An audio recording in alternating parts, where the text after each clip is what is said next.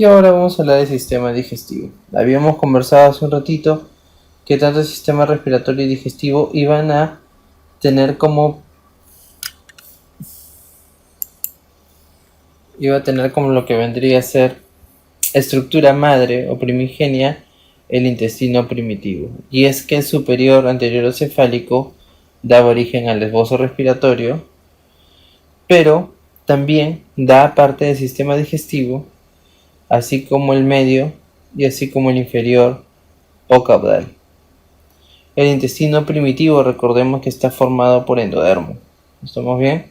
Entonces, el sistema digestivo nace del intestino primitivo, de las tres áreas. A diferencia respiratorio que solamente nacía del área principal. Y es que vamos a valorar a medida que vamos avanzando en la posición. El intestino primitivo entonces tiene tres grandes áreas, ¿no? El intestino primitivo anterior, el medio y el inferior. Entonces, a partir del mismo vamos a valorar justamente la relación de cada uno de estos. Y es que la embriogénesis es importante, ya hemos visto esta lámina previamente. El mismo hecho de reconocer los procesos que se van dando hasta lo que vendría a ser la gastrulación es algo que necesitamos que siempre recuerde, porque el ectodermo, el mesodermo y el endodermo, justamente a partir de estas capas germinativas, nosotros vamos a valorar el origen de los distintos sistemas. Y es en el caso del sistema digestivo que va a estar formado básicamente por endodermo. Es importante reconocer entonces que el intestino primitivo se va a formar a partir de la incorporación de la parte dorsal del saco de la yema en el embrión, porque va a existir un plegamiento, ¿sí? Un plegamiento que va a ser básicamente lateral. Y el tubo del intestino primitivo se va a extender desde la membrana orofaringea a la membrana cloacal. Entonces va a tener una disposición céfalo-caudal. ¿Estamos bien? Que se va a denominar membrana orofaringea y membrana cloacal. Y ahí se va a dividir el intestino en anterior, medio e inferior. Histológicamente, el plan general del tracto gastrointestinal para adultos consiste en una mucosa, recordemos, ¿sí? Que va a ser un epitelio de revestimiento glandular con su lámina propia, musculares mucosae, lo hemos visto en histo. Va a tener su submucosa, su muscular externa, su adventicia y su serosa. ¿Ya? Entonces, ese es básicamente en el adulto. Mientras que embriológicamente el revestimiento epitelial y las glándulas de la mucosa se van a derivar del endodermo. ¿Ya? Mientras que las otras componentes van a derivarse del mesodermo visceral.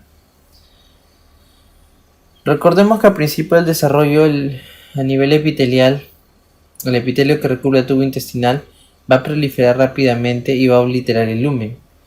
Y eso va a generar un fenómeno que se denomina recanalización.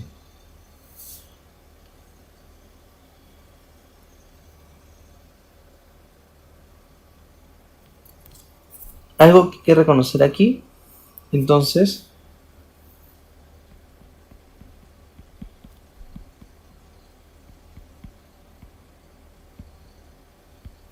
ahí está, intestino primitivo anterior, primitivo medio,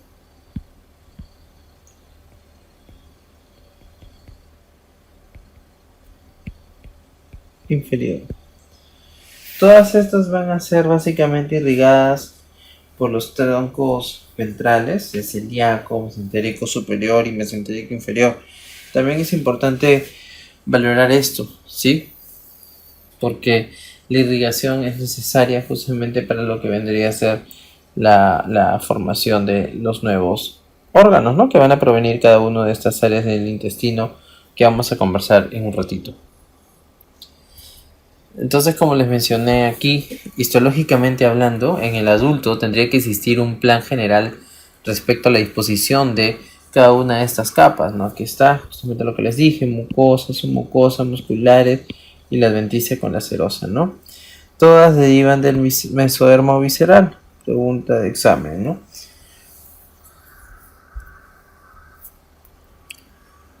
Acá podemos observar un detalle también que siempre hemos mostrado, porque al momento que se da la gastrulación, muchas veces uno considera que es la relación del hipoblasto con el endodermo una relación muy fina respecto a localización, y es que si bien es cierto están asociados respecto a lo que vendría a ser cercanía, recordemos que es al momento de lo que vendría a ser la formación de lo que es la capa bicapa o una tricapa, el epiblasto el que al final va a poder conformar cada una de estas tres.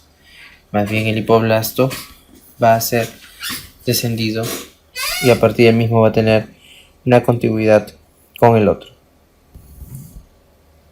Entonces, el aparato digestivo comienza también en lo que es el periodo embrionario en la cuarta semana y van a existir límites en el intestino. ¿Estamos bien? Van a existir los límites, las ramas ventrales del tronco celíaco,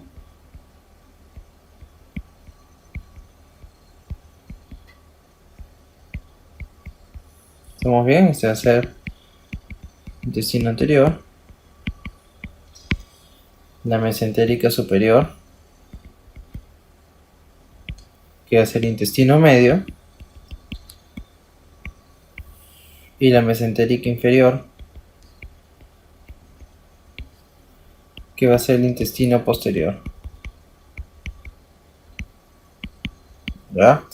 A partir del endodermo se va a formar el epitelio y las glándulas de las vísceras, y a partir del mesodermo se va a formar el tejido de sostén de todas las vísceras, el cual justamente va a ayudar a formar la epidermis y el tejido nervioso.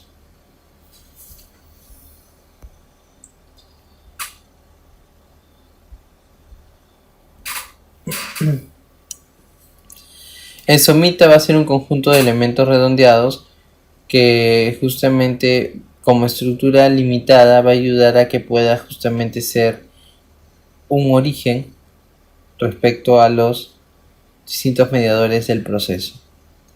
El endodermo y el saco vitelino secundario se van a introducir en el futuro feto, quedando así solo la línea media y un canal para la comunicación entre la madre y el embrión. El endodermo y esa parte del saco vitelino van a formar el futuro intestino. En la cuarta semana, de nuevo, justamente estamos valorando el periodo embrionario. Debido a los pliegues cefalocaudales y laterales del embrión, una parte del endodermo que deriva de la gastrulación se va a incorporar en el embrión para formar el intestino primitivo. Entonces, es aquí donde justamente ya vamos a empezar a valorar el famoso intestino primitivo, que es muy importante. Y esto se va a dar gracias a los pliegues cefalocaudales y laterales del embrión, ¿ya? Justamente por ello. El endodermo del intestino primitivo va a originar el revestimiento endodérmico de la mayor parte del tubo digestivo y biliar, junto con el parénquima del hígado y el páncreas. Recordemos que el epitelio de los extremos craneal y caudal del tubo digestivo ya no derivan del endodermo, más bien estas van a derivar del ectodermo. ¿Estamos bien?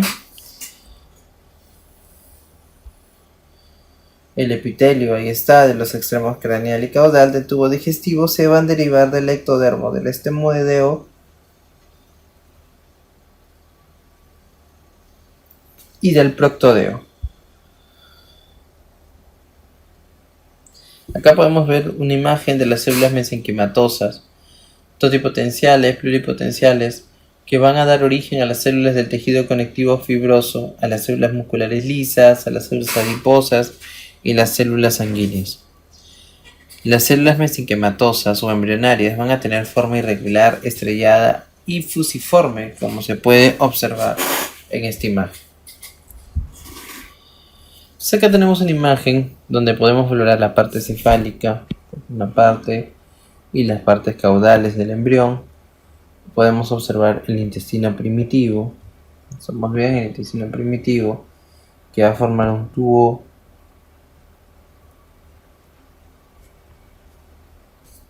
de un extremo a otro. Y ahí es donde vamos a poder valorar el intestino anterior, medio y caudal o inferior, ¿no? El intestino medio va a permanecer durante cierto tiempo conectado al saco vitelino por medio del pedículo del saco vitelino. Aquí está. Vamos a borrarlo para que se pueda ver mejor.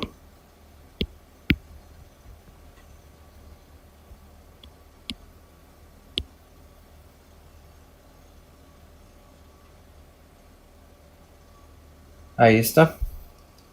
Recordemos ahí lo que vendría a ser la comunicación, ¿no? Que va a existir. Entonces acá tenemos otra imagen donde se puede ver justamente la división. ¿Y por qué es importante reconocer el intestino primitivo en una primera instancia y a partir del mismo las divisiones que van a existir? Por los órganos que van a conformarse a este nivel, mejor dicho, que se va a conformar a este nivel. Y es que cuando hablamos de desarrollo del tubo digestivo en el intestino anterior, nosotros vamos a valorar la faringe, el esófago torácico, el esófago abdominal, el estómago y el duodeno.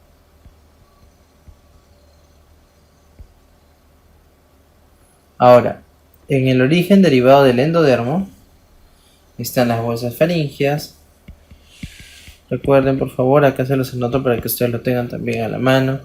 Los pulmones, el parénquima y epitelio hepático, a las vesículas y conductos,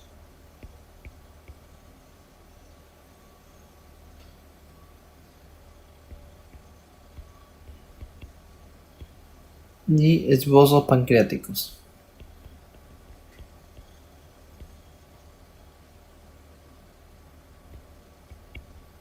¿Ya? Esbozos pancreáticos. Luego tenemos el intestino medio, que va a ser la mitad inferior del duodeno, yeyuno, ilio, ciego, apéndice,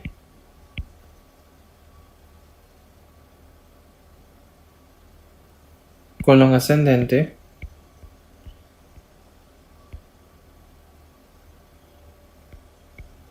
y los 2/3 del colon transverso.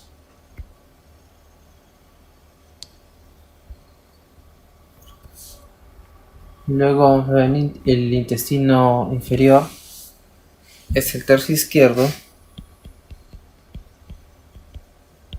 del colon transverso, el colon descendente, el colon sigmoides,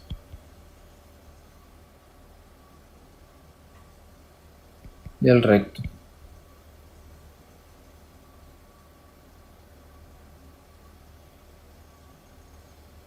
Y luego está el origen derivado del endodermo, donde va a estar el seno urogenital y sus derivados. Entonces aquí está una imagen ya un poquito más organizada respecto a lo que vendría a ser cada uno de los límites y las porciones que van a existir, ¿no? Ahí lo dejo.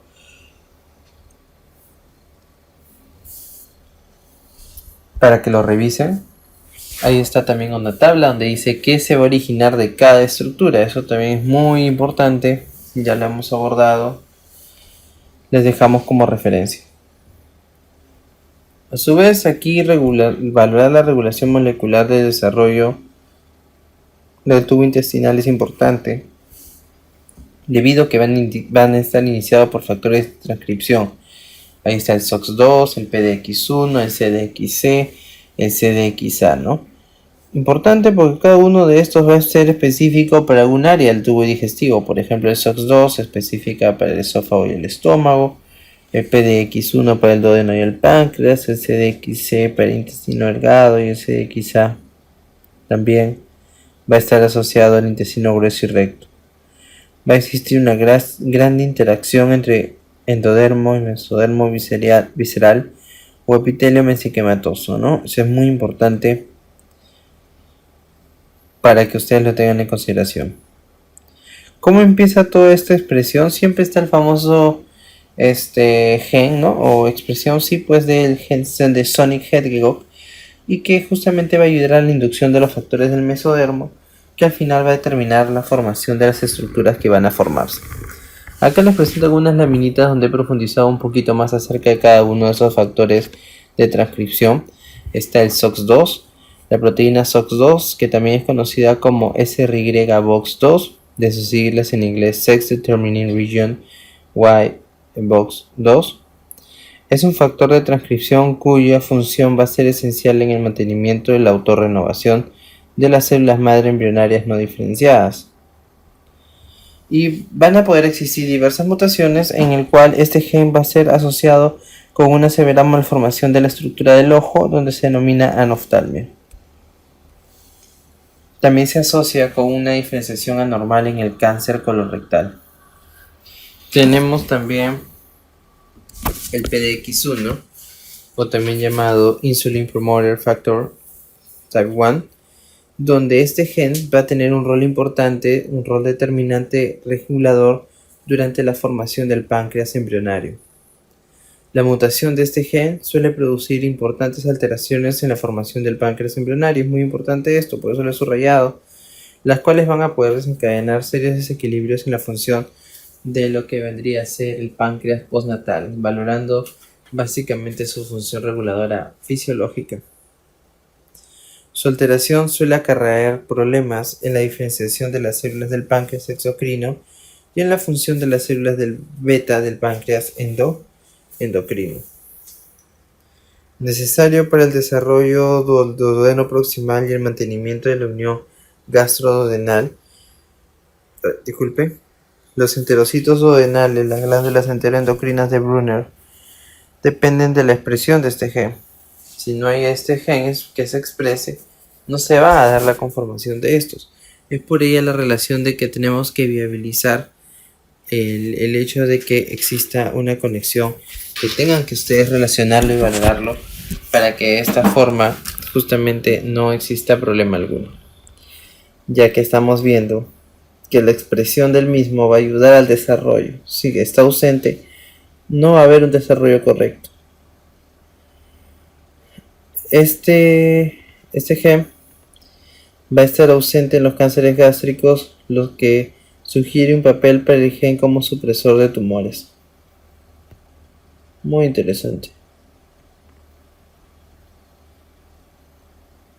Hay otro que es el CDX Protein Family, que es un grupo de proteínas del factor de transcripción que ayuda justamente a que el ADN pueda regular la expresión de los genes.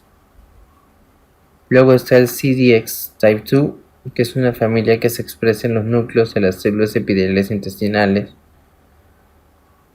Y luego está lo que vendría a ser su relación o su importancia como biomarcador para el cáncer intestinal.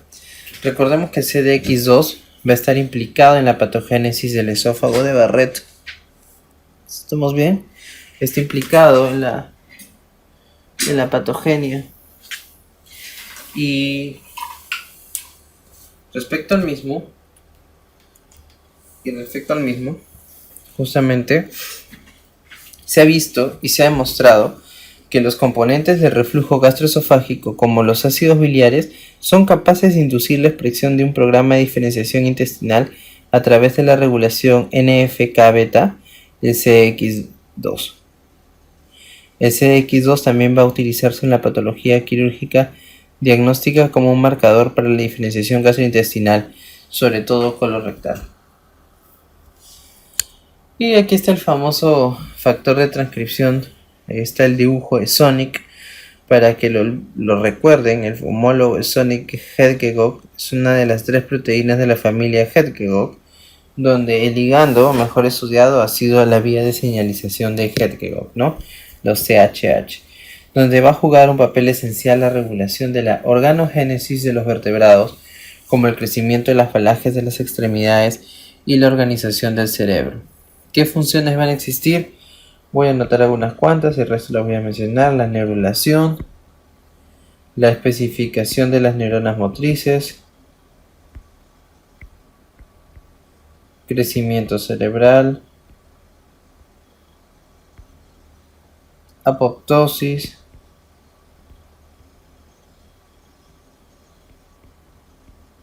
desarrollo cerebral también, determinación del eje a la derecha, eje derecha-izquierda. También va a estar asociado a la osificación endocondral, al desarrollo de las extremidades, al desarrollo del intestino, del páncreas, de los ojos, etc. Muy bien, vamos a ir por áreas. Intestino anterior, esófago. Antes de eso, ¿no? ¿Qué estructuras vamos a hablar en cada parte? En el intestino primitivo anterior vamos a ir desde el esófago hasta el ángulo de Treitz, ¿estamos bien? Entonces vamos a empezar con el esófago. Cuarta semana. El divertículo respiratorio va a ser separado por el tabique gastroesofágico. Ahí está. Aquí está. Se puede ver.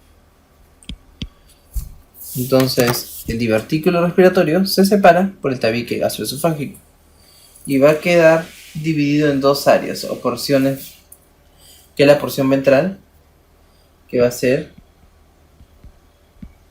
el primordio respiratorio,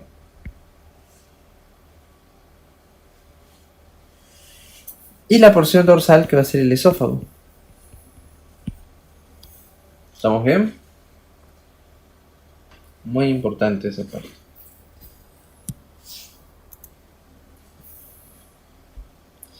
Acá tenemos lo que vendría a ser también la importancia de la capa muscular mesénquima esplácnico, que va a ser estriado en sus 2 tercios superiores y va a ser inervado por el 10º par.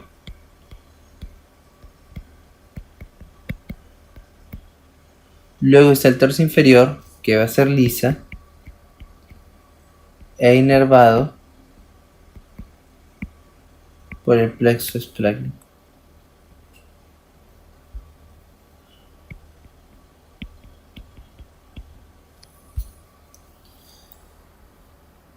¿Qué consideraciones clínicas podríamos valorar aquí? Si bien hemos visto en lo que sería en la parte de ahorita, estamos hablando solamente de esófago, ¿estamos bien? Hay algunas consideraciones que hay que tener. Primero, la atresia esofágica. La atresia, justamente en relación a lo que sería un esófago que está bloqueado, ¿no? Recordemos que se presenta en 1 de cada 4.500 niños que nacen vivos y va a estar asociado con una comunicación, que es la fístula esofágica, como se pueden ver en la imagen y como se presenta en el 85% de estos casos. Se produce por la desviación del tabique traqueoesofágico en dirección posterior y en el resultado la separación del esófago va a ir desde el tubo laringotraqueal. Ahí está. Recuerden esto. Se asocia el 85% de los casos con fístula traqueoesofágica. Siempre en este caso hay que reconocer lo que vendría a ser las asociaciones, ¿no? Por eso que aquí en esta lámina podemos valorar de que es el síndrome de Down y está el famoso Bacter, donde hay problemas vertebrales, atresia anal, cardíacas, etc., ¿no? En la clínica se puede valorar polindramnios por una incapacidad para pasar la sonda nasogástrica y una cialosis y diferenciación respiratoria con las tomas, regurgitación en los neonatos. ¿Ya? Básicamente eso. Aquí se puede ver en la imagen las atresias, ¿no? Respecto obviamente al compromiso, que tanto están o no asociadas o comunicadas. Aquí tenemos una imagen de una atresia esofágica con fístula traqueoesofágica distal. Recuerden que esta es la más frecuente.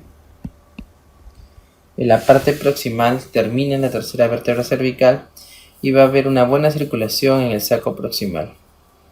Una distancia variable entre los segmentos se va a poder sobreponer o estar tan alejados que va a dificultar la reparación. El diagnóstico se va a demostrar con la presencia justamente de la atresia, cuando se quiere pasar una sonda orogástrica y no va a poder ser viable. Va a haber presencia de gas en el abdomen, se va a evidenciar una fístula traqueoesofágica distal, no va a haber aire, no hay lo que vendría a ser atresia pura tampoco. La atresia proximal se va a poder detectar en la sala al movilizar el saco proximal con la broncoscopía.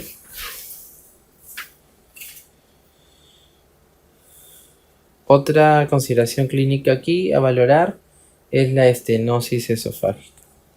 Recordemos que la estenosis es el estrechamiento de la luz, ¿no? Donde va a existir un estrechamiento de la luz del esófago. Usualmente se produce en el tercio distal del esófago, pero también puede ser en su misma membrana y en el segmento largo del esófago con la luz filiforme. El resultado va a ser la recanalización incompleta del esófago durante la octava semana, y a su vez va a existir un fracaso en el desarrollo de los vasos sanguíneos esofágicos en el área afecta. Por lo tanto, se atrofia la pared de un segmento del esófago. Otra consideración clínica es el tumor esofágico benigno o quiste de duplicación esofágica. ¿Estamos bien? Donde se van a presentar justamente de manera asintomática en la clínica y van a ser anomalías congénitas. Aproximadamente el 60% se va a localizar en el esófago distal. Es una pregunta típica de examen. Le ponen un circulito. Y en este caso en las imágenes en la tomografía se muestra una masa homogénea de baja atenuación bien definida en lo que sería el área que está relacionado íntimamente con el esófago y que no va a captar nada de contraste. También se va a poder observar una en el cual está evidenciada por la flechita, ¿no? A veces recordemos que van a ser difíciles de diferenciar los quistes broncogénicos o de los quistes pericárdicos. ¿Estamos bien? Luego seguimos con el estómago. Intestino anterior, estómago. Sigue siendo anterior, ¿verdad? Ahora, el estómago también va a ser desde la cuarta semana.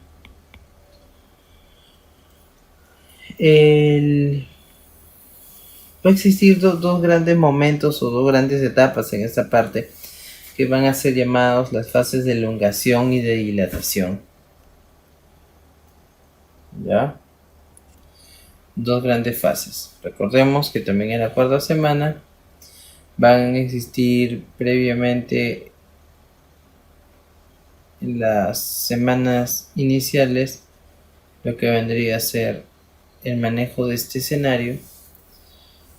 Y es que justamente la elongación y la dilatación va a empezar a darse desde el intestino primitivo. ¿Sí? Estamos viendo desde el intestino primitivo. Entonces, el estómago nace del intestino primitivo anterior por una dilatación para que tenga su forma J, el cual va a sufrir dos cambios.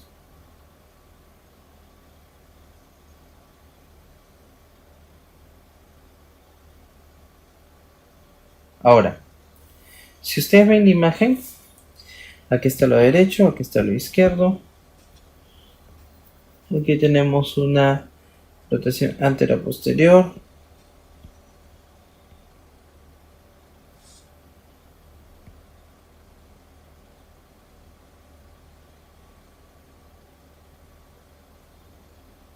Ahora,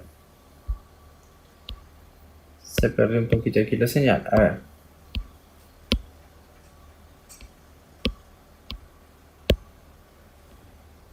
Ya. Se ha perdido el lapicero. Aquí está. Ya. Entonces, a medida que el estómago pueda llegar a tener la conformación normal de la forma en J, tiene que haber dos giros.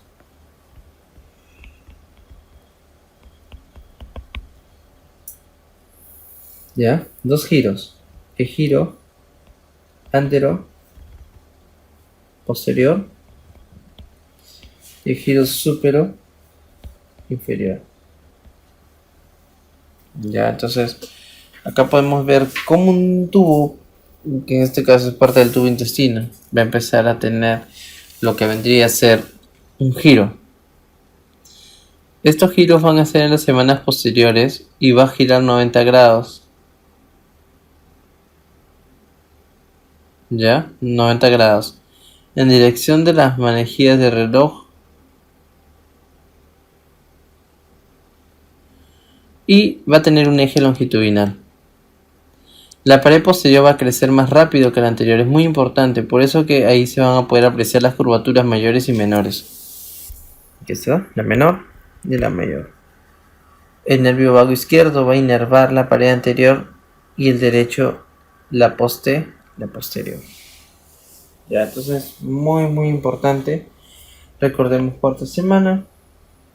Va a existir básicamente un giro, ¿no? Un giro que va a ser gradual. ¿Estamos bien? Va a ser gradual. Recordemos esto, por favor. Recordemos esto.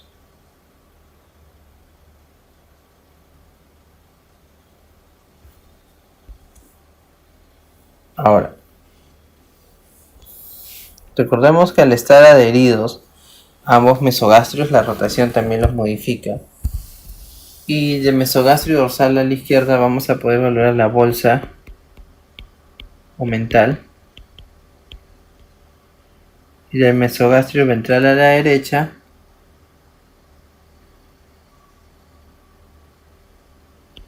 va a estar la formación del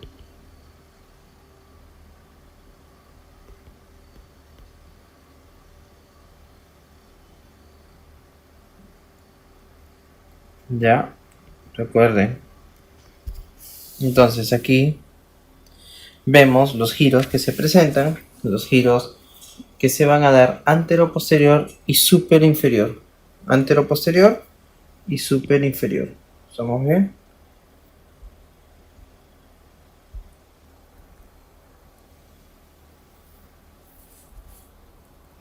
Con el estómago también tenemos consideraciones clínicas. Por ejemplo, acá tenemos el famoso cuadro de la estenosis hipertrófica del píloro. Básicamente, ¿qué pasa si se contrae o existe un estrechamiento de esta área, ya, de lo que vendría a ser el píloro? Pues va a existir una hipertrofia, ¿estamos bien?, de las fibras musculares. ¿Por qué? Porque van a querer compensar esto para poder eyectar, pero no van a poder hacerlo de la manera correcta.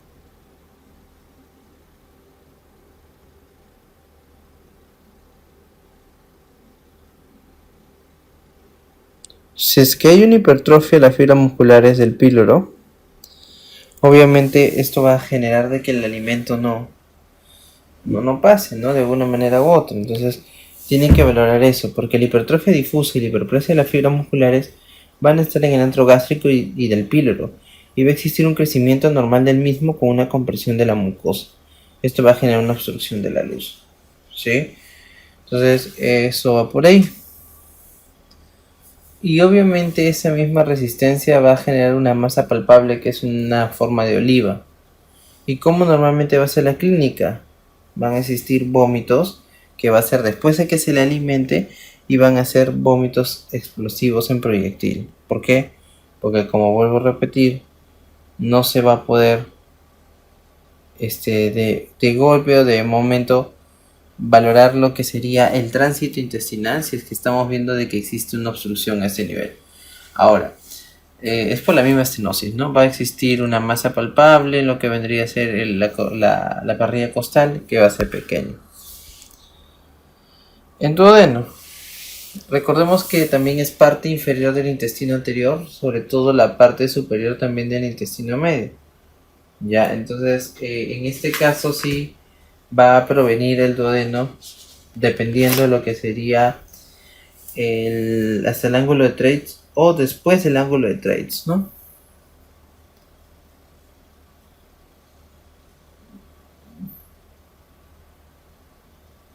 Muy bien. Otro aspecto que hay que reconocer aquí es que la parte inferior del intestino anterior, como digo, va a ser la parte superior del intestino medio. Al rotar el estómago va a adquirir una forma S hacia la derecha. El mesodermo dorsal va a desaparecer, ¿verdad? Enteramente.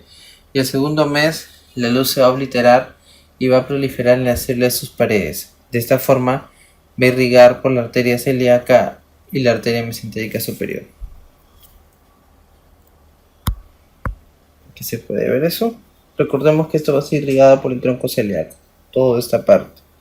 Aquí hay una atresia duodenal, donde existe una oclusión completa de la luz del duodeno. La luz va a estar ocluida por las células epiteliales y esto va a producir en la unión del conducto colédoco y pancreático que se afecte la porción horizontal del duodeno. Sería de forma autosómica recesiva. Hígado y vías biliares. El hígado y las vías biliares va a ser justamente parte del intestino también primitivo, pero en este caso básicamente medio. Vamos bien. Va a empezar a formarse o aparecer desde la tercera semana y va a aparecer como un divertículo hepático en el extremo distal del intestino anterior. Está básicamente, bueno, si queremos ser más específicos, si es intestino anterior, porque va a empezar a aparecer como un pequeño esbozo y a partir del mismo se va a poder valorar lo que sería la relación de la comunicación. Aparece un divertículo hepático y en el extremo distal, que va a ser formado por células que van a proliferar hasta penetrar en el tabique transverso. Lo podemos ver aquí. Podemos ver lo que es un pequeño esbozo primero. ¿Estamos bien? Y luego recién va a empezar a conformar toda su estructura. Se va a conectar con el duodeno por el conducto colédoco. Una pequeña protuberancia se va a formar mediante dando origen a la vesícula biliar, que está aquí, y el conducto cístico. Entonces, es importante esta partecita también reconocerlo en lo que es la conformación de hígado y vías biliares. El hígado, tal cual, entonces va a nacer de la evaginación del endodermo a nivel del duodeno. Y un dato importante aquí sería la formación de la bilis, que se da en la semana 12. ¿Ya? ¿Qué son los cordones hepáticos? La relación del mesodermo entre víquea transverso, la superficie del hígado, porción craneal de la superficie del hígado, ¿sí? Y los distintos revestimientos que van a poder ustedes valorar y la relación que van a existir con las células en su aparición, que justamente va a ser importante para que pueda existir una comunicación y una funcionabilidad adecuada, ¿no? Respecto a este punto también podemos valorar y tenemos que valorar la regulación molecular de la inducción hepática. Todo el endodermo del intestino anterior va a tener la capacidad de expresar genes específicos del hígado y de diferenciarse en tejido hepático. Factores producidos por tejidos circundantes van a inhibir esta expresión. El ectodermo, el mesodermo, no cardíaco y especialmente la notocorda. En la región molecular de la inducción hepática existen, sí, mediadores que se van a antagonizar por los inhibidores de está la FGF2, que es un Fibroblast Growth Factor number 2, que es secretada por mesodermo cardíaco y células endoteliales que forman vasos sanguíneos adyacentes al tubo intestinal. Está el BMP, que lo hemos visto, que es el Bone Morphogenetic Proteins, que es secretado por el tabique transverso y que tienen un papel importante durante el desarrollo de los patrones embrionarios y la formación temprana del esqueleto. Aquí cualquier disrupción de la señalización va a poder afectar el plan corporal del embrión. También cuando reciban esta orden, las células del campo hepático se van a diferenciar en hepatocitos y linajes de células biliares, parcialmente reguladas por las HNF3 y HNF4. ¿Qué significa HNF? Hepatocytic Nuclear Factors, ¿no? El desarrollo y metabolismo justamente que va a estar inducido por esto va a repercutir en la homeostasis. Entre las consideraciones clínicas está el desarrollo normal de lo que vendría a ser la vesícula biliar. La anomalía suele ser bastante común en lo que se encuentra básicamente estos, porque van a estar bilobulados. Van a poder existir divertículos y la vesícula biliar separada, septada, ¿no? Dividida. También pueden haber anormalidades en el conducto cístico, como podemos ver aquí en imagen. Desde el conducto cístico, cuando se comunica con el conducto hepático de manera directa, es de hecho se paso el problema común anatómico más frecuente.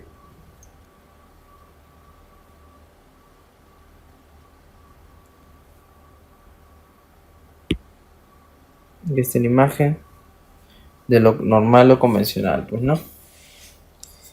Otro cuadro ahí sería la atresia biliar, que se caracteriza por la presencia de colangitis esclerosante de los conductos extrahepáticos. El hígado va a presentar fibrosis periportal con la ausencia focal o total de los conductos biliares extrahepáticos, y la vesícula biliar va a ser pequeña o va a estar ausente.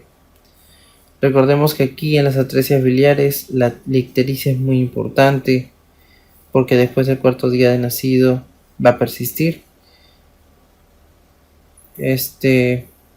Ocasionalmente va a aparecer entre la segunda y la tercera semana de nacido y va a tener un incremento progresivo.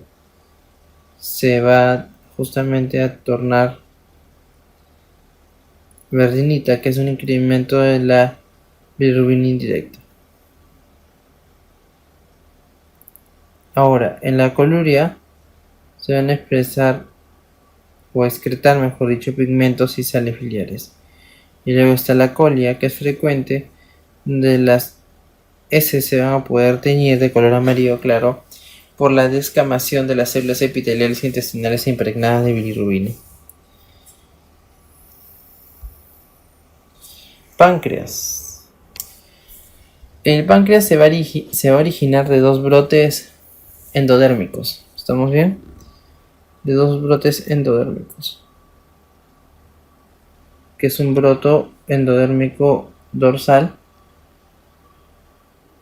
y uno que va a ser el ventral.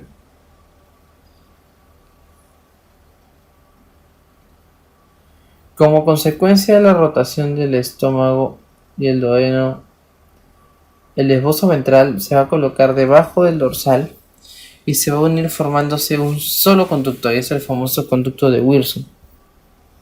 Se unen y forman un solo conducto, y su desembocadura en el duodeno tiene que ser justamente tal que ayude a que sean los procesos, porque al final, ¿para qué es esto? Para que justamente sean los procesos de digestión, básicamente, porque van a ayudar, ¿no? En el quinto mes de vida comienza la producción de insulina, no lo olviden, en la semana 20 básicamente. Recordemos que estos esbozos, el dorsal es más pequeño y, disculpen, es más grande y el ventral es más pequeño. ¿Cuál rota más? El ventral. Punto examen. En el proceso de rotación, esto es muy importante. ¿Desde cuándo se produce la insulina? Semana 20, ¿ya? Hay consideraciones clínicas también. Está lo que vendría a ser el conducto común o la persistencia del mismo, el conducto de Wilson, el conducto de Sertorini, Ya va por ahí. Tenemos el páncreas anular, que es una anomalía rara congénita, en el cual la rotación incompleta de la porción ventral que se adhiera a la segunda porción del duodeno va a rodearlo en forma de anillo. Ahí se puede ver. Por eso se denomina anular, en forma de anillo, ¿no? Es un anillo de tejido pancreático normal y rodea por completo la segunda porción del duodeno. Y ahí podemos observar lo que vendría a ser algunas imágenes y características del páncreas anular, ¿no? Por ejemplo, se asocia al síndrome de Down, atrés intestinal, ¿sí? Año imperforado y demás. Va a afectar con mayor frecuencia a los varones y es el resultado del crecimiento de un brote pancreático ventral bífido alrededor del duodeno. Entre los hallazgos radiológicos en el periodo neonatal, el 50% está asociado a síntomas de obstrucción, el 75% a una fístula, a una atresia duodenal, síndrome de Down, atresia duodenal y vólvulo, quizás. Y por último, en radiografía el signo de la doble burbuja, como se puede ver en la lámina. Tenemos luego lo que vendría a ser el incremento de la hiperplasia de los islotes del páncreas, que ocurre cuando existe una exposición a niveles altos de glucosa, que frecuentemente sucede cuando los niños provienen de madres diabéticas, ¿no? Normalmente la glucosa, recuerden que atraviesa la placenta y estimula lo que son los islotes fetales. ¿Estamos bien? Genera una hiperplasia y una secreción de insulina, el cual incrementa de manera justamente rápida, pero que también juega con los procesos de depósito de glucógeno en lo que vendría a ser los tejidos fetales. Esto resulta en un incremento de lo que vendría a ser el peso y explica lo que es la famosa macrosomía, ¿no? Esa es la razón por la cual se ve de que una persona de que tiene mayor peso, o mejor dicho, un cuadro de hiperglicemia, ya sea justamente de corta data o de mayor data, porque te va a ayudar a poder valorar esto. En el intestino medio, ¿qué vamos a valorar, no? En el intestino medio vamos a valorar lo que es el duodeno, a partir del ángulo 3 hacia adelante, el yeyuno, el ilion, el ciego, el colon ascendente y la primera mitad del colon transverso, ¿no? Son los que van a estar asociados acá. Entonces, las estructuras que van a derivar de reconozcámoslo. ¿Y cuál es la irrigación? La arteria mesentérica superior, pregunta de examen. Acá tenemos una imagen donde se puede conformar o valorar lo que es el intestino primitivo en una primera instancia y luego sus divisiones, ¿no? Durante la quinta semana, ¿estamos bien? Durante la quinta semana, el intestino medio va a estar suspendido de la pared abdominal mediante el mesenterio corto. Va a existir una comunicación con el saco vitelino por el conducto vitelino o conducto umbilical y se va a caracterizar porque va a existir una rápida elongación del intestino y su mesenterio. Se va a formar el asa intestinal primaria y las asas se van a comunicar con el saco vitelino por el conducto vitelino. ¿Estamos bien? Como se puede ver acá.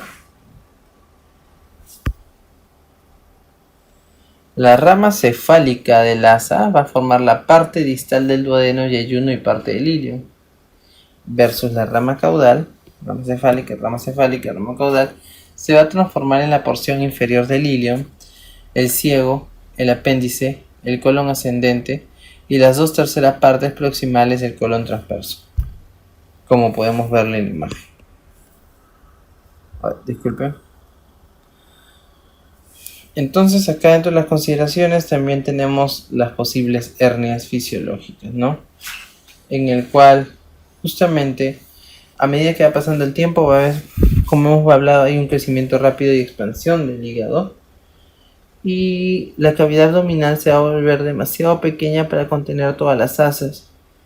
En una cavidad podrían entrar todas.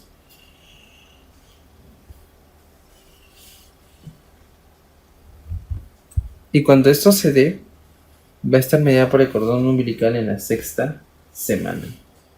¿Estamos bien? En la sexta semana.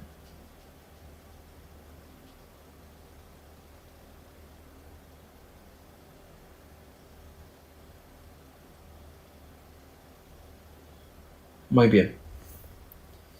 Aquí tenemos dos situaciones clínicas importantes. El onfalocele, ¿sí?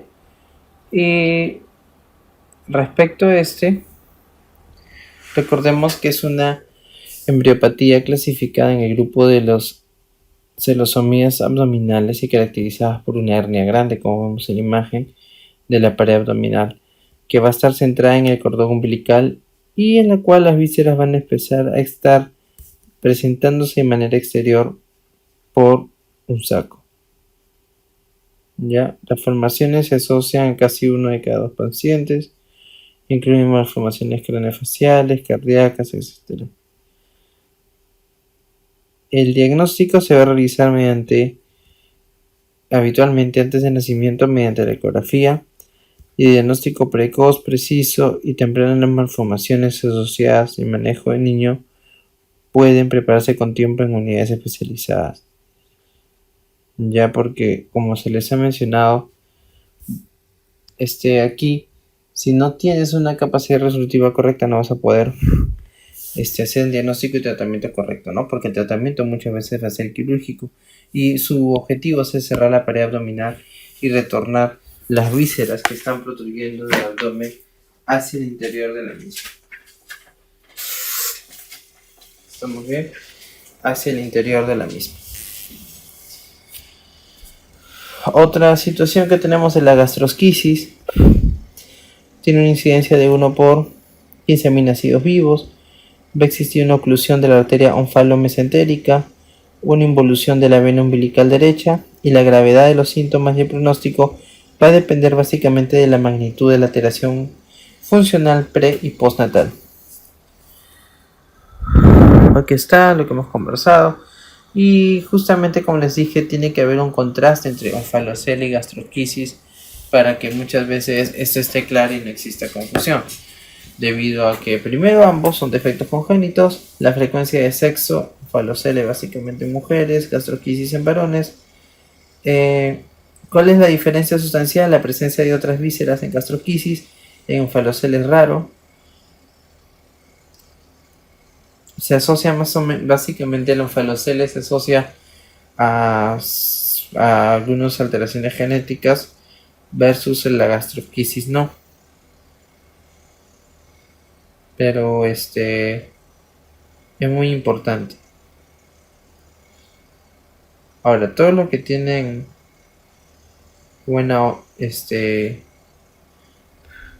estas características, uno tiene que valorar también otro detalle, si están recubiertos por un saco o no lo están, ya que esa característica te ayuda a poder también diferenciarlos. Luego está el famoso divertículo de Meckel. Recordemos que el divertículo de Meckel es un divertículo verdadero, ¿estamos bien? Y es una anomalía frecuente de tubo digestivo causada por la falta de regresión del conducto onfalomesentérico. ¿Estamos bien? Aquí está la famosa regla de los 2. La incidencia es el 2%. Hay dos tipos de mucosa heterotrópica, que es la gástrica y la pancreática. Se sitúa a 2 pies de la válvula ileocecal y suele presentarse hacia los 2 años de edad. Ahí están los famosos 2. ¿Cuáles son las manifestaciones? Hemorragia digestiva baja indolora, obstrucción intestinal y diverticulitis. El diagnóstico se hace mediante radiografía y el tratamiento de elección va a ser la resección quirúrgica del divertículo de Meckel. Rotación del intestino medio. El intestino primario va a rotar alrededor de un eje hecho por la arteria mesentérica superior. Recordemos que aquí la irrigación va a estar asociada a esto.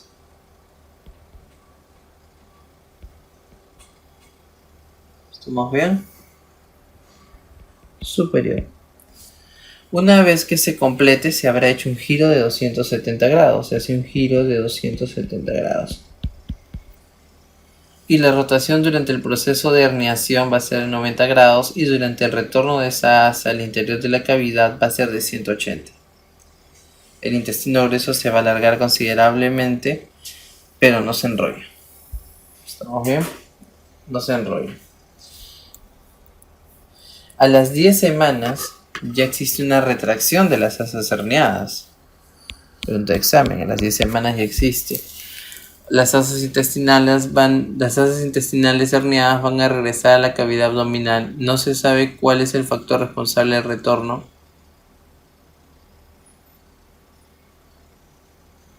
Muy bien.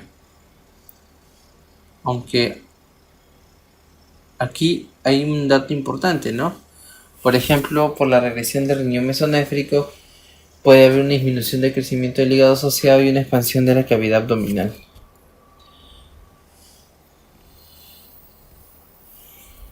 Acá podemos ver lo que hemos conversado. El mesenterio de las asas intestinales primarias, o también llamado mesenterio propiamente dicho, va a estar situada alrededor de la arteria mesentérica superior. Una vez que la porción descendiente más la ascendente del colon llegan a su posición final, los mesenterios de ellos van a presionar contra el peritoneo de la pared abdominal posterior. Y estos van a generar una fusión entre esas dos capas y ellos dos van a quedar permanentemente anclados en una posición retroperitoneal, como se puede ver en la imagen. Se van a fusionar estas dos capas y ellos dos van a quedar permanentemente anclados en posición retroperitoneal, como les vuelvo a decir, y el apéndice y el colon sigmoide van a quedar como mesenterios libres. Y por último, el intestino posterior.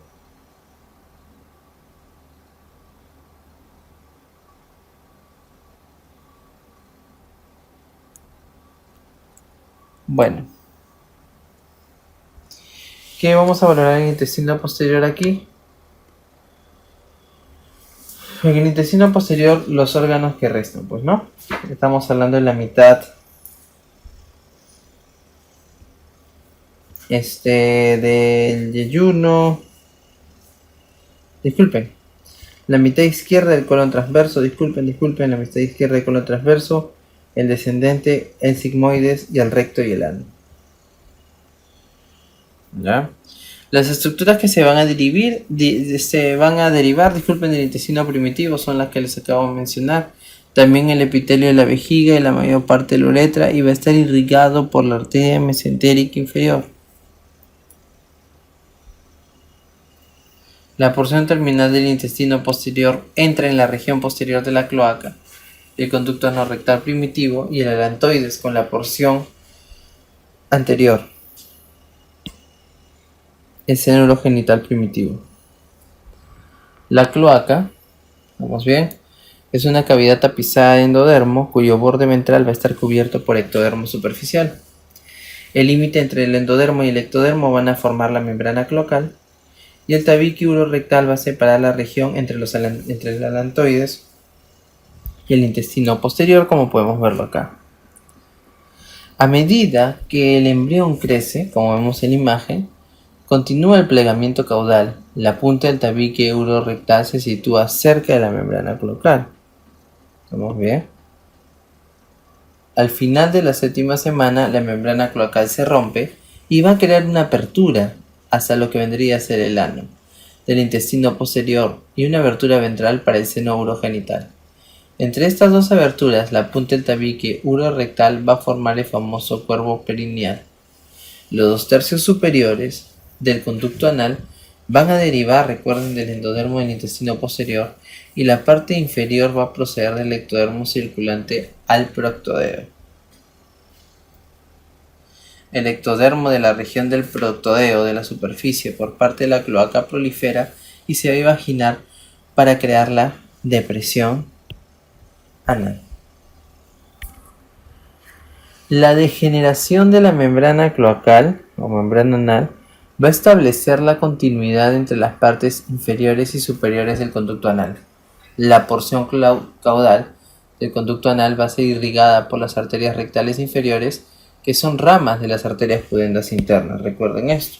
Y la parte craneal va a estar vascularizada por la arteria rectal superior, que es una de las continuaciones de la arteria mesentérica inferior, que ya lo había mencionado previamente. Luego está la línea pectínea, que va a delimitar la unión entre las regiones endodérmica y ectodérmica, ¿sí? La famosa línea pectínea. Y bueno, ¿qué más? El epitelio cilíndrico se va a transformar en pavimentoso estratificado. Entonces acá coloco algunas características del desarrollo del feto en el aparato digestivo para recopilar, para que lo tengan en consideración cuando vuelvan a revisar esta parte. Es muy interesante, es muy importante, pero si no reconocen cuáles son los órganos que se van a conformar en cada uno de estos, va a ser complicado, ¿sí? La persistencia de los conductos, por ejemplo el ófalo mesentérico y demás, va a estar asociado a algunas situaciones clínicas, pero reconozcan sobre todo el proceso normal, que es lo que se va a dar, ¿ya? Desarrollo del sistema urogenital. El desarrollo del sistema urogenital también básicamente se va a dar en la cuarta semana. Va a derivar la vía intrauterina, se van a formar 3 sistemas renales que son ligeramente superpuestos uno de otros y que de sentido cefálico caudal son los siguientes. Son pronéfros, ¿estamos bien? Mesonéfros y metanéfros, que el metanéfros es también llamado riñón definitivo. El pronéfros va a ser rudimentario y no llega a funcionar, recuérdenlo, no llega a funcionar.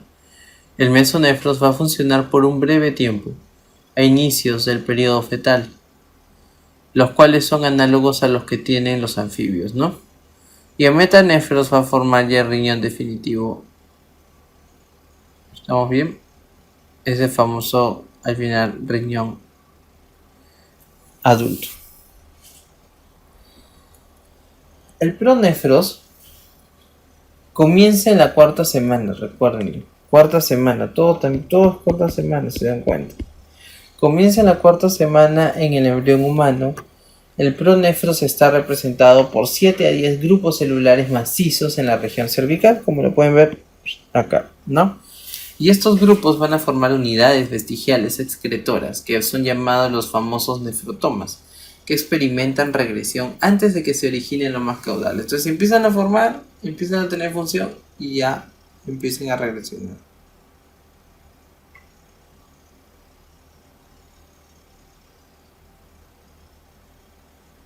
Muy bien. Ahora, al final de la cuarta semana de examen va a desaparecer cualquier indicio del sistema pronéfrico. Seguimos. Mesonéfrico. El mesonéfrico y los conductos mesonéfricos van a derivar del mesodermo. Pregunta de examen. Del mesodermo intermedio.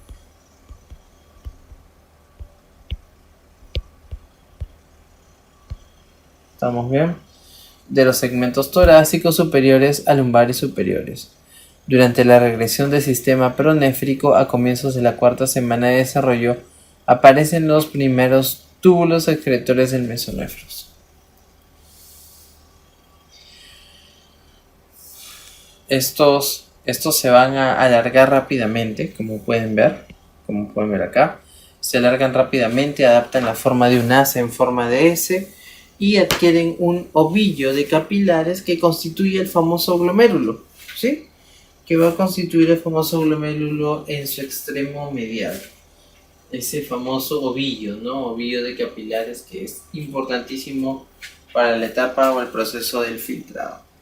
Los túbulos van a formarse alrededor de los glomérulos, la cápsula de Bowman, y estas estructuras en conjunto van a conformar el famoso corpúsculo renal. Lo podemos ver ahí en la imagen.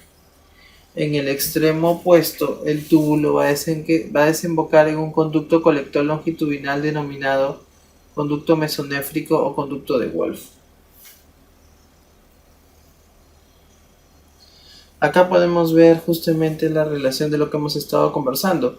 Mientras los túbulos caudales aún están en proceso de diferenciación, los túbulos y los glomérulos craneales van a formar cambios que a medida que van a darse, van a también a tender a desaparecer, porque este va a empezar a desaparecer a finales del segundo mes. Sin embargo, en el varón persisten algunos túbulos caudales y el conducto mesonéfrico que participa en la formación del aparato genital, pero en la mujer sí desaparece por completo. Y por último está el metanéfros o riñón definitivo. Durante la quinta semana del desarrollo va a aparecer un tercer órgano urinario, el metanéfros o riñón definitivo. Sus unidades excretoras se van a desarrollar a partir del mesodermo metanéfrico de manera análoga a lo que debería ser el sistema mesonéfrico. Entonces tiene mucha relevancia e importancia reconocer esto. El desarrollo del conducto difiere de los otros sistemas renales. El sistema urogenital va a comprender todos los órganos implicados en la reproducción, elaboración y eliminación de la orina, ¿no? Recordemos los pasos desde la filtración, reabsorción, secreción y excreción, y se va a dividir funcionalmente en el sistema urinario y genital. El sistema urogenital va a desarrollarse a partir del mesénquima intermedio, derivado de la pared corporal dorsal del embrión. Recordemos que el sistema urinario está relacionado al sistema genital, van a desarrollarse a partir del mesodermo intermedio y valorar lo que vendría a ser la cresta nefrógena, ¿no? Aquí está el sistema urogenital, los órganos que van a estar constituidos, riñones, uréteres, vejiga y uretra. Recordemos entonces, para recapitular aquí, la relación de pronefros, mesonefros y metanéfros, porque el metanéfros dará el riñón definitivo, pero es en la quinta semana, justamente a finales, prácticamente la sexta, donde ya se van a poder valorar estas unidades excretoras, las cuales van a estar relacionadas a lo que vendría a ser el mesodermo metanéfrico. El desarrollo de los riñones y uréteres ya está aquí, ya lo hemos conversado.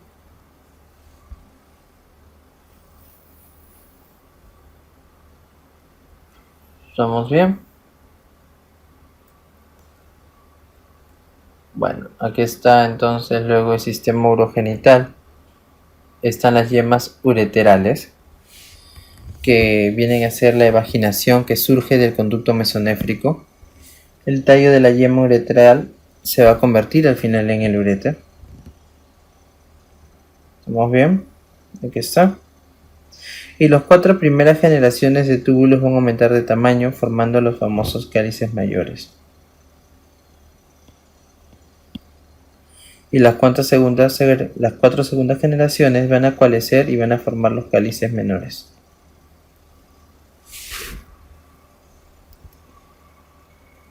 El desarrollo de lo que vendría a ser el sistema colector, la yema ureteral, va a ser un afloramiento del conducto mesonéfrico, ¿no? Y es importante porque este crecimiento, justamente antes de hablar ya que pasaba la lámina, de los síndromes relacionados con el WT1, que es un antioncogen del cromosoma 11p, justamente este va a ayudar a que se regule el proceso. ¿Ya? Existen otros factores por ejemplo está el factor neurotrófico derivado de la línea celular glial, que es el GDNF, o el receptor de la tirosinquinasa. Esta yema ureteral va a penetrar inicialmente el mesodermo metanéfrico y luego va a sufrir una ramificación repetida para formar los uréteres, ¿no? Esa es la manera en la cual van a formar los uréteres. La pelvis renal, los cálices mayores y las cálices menores. Ahora sí, los síndromes relacionados con el WT1. Los síndromes relacionados con este son afecciones que pueden afectar a los riñones. Las personas con estas afecciones corren un riesgo mayor de desarrollar un tumor renal. Disculpen. Que justamente va a ser conocido como el famoso tumor de Wilms o nefroblastoma. El tumor de Wilms es el tipo más común de cáncer renal en niños.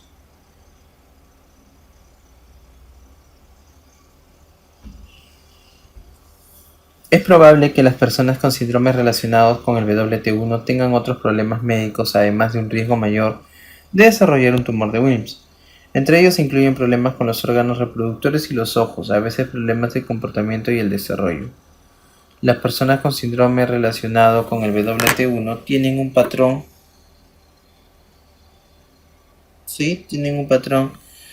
de lo que vendría a ser problemas de salud que pueden agruparse en los siguientes síndromes.